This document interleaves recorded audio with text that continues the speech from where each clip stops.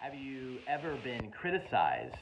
That seems like a silly question because all of us have faced some kind of criticism in our life, probably more even on a regular basis than we like to admit or talk about. And some of those critics that come and share their words of opinion or preference can share things that can often hurt us or harm us.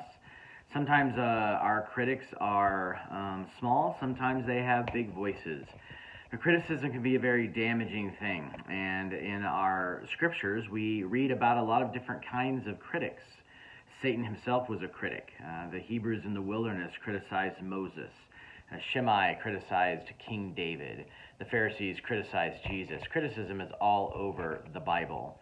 And thus it is a subject that the Bible addresses, maybe not in a direct sense, but certainly the reactions and the way that people handle criticism helps us draw direct lessons for how to handle our own critics. And this Sunday, we're going to talk about criticism in the Bible. It's part of an ongoing series on conflict resolution.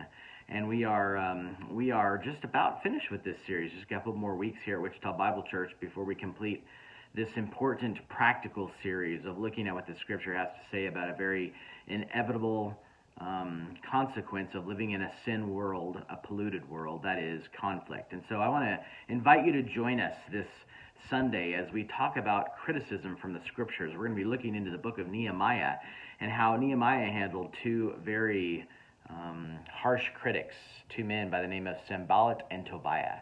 How did he handle it? How did he deal with both of them in humility? And how can we follow Nehemiah's example as we respond to our own critics? So please join us this Sunday at 9:30 a.m. We meet here at Wichita Bible Church, 633 South Woodlawn, just a few blocks south of Kellogg here in Wichita, Kansas.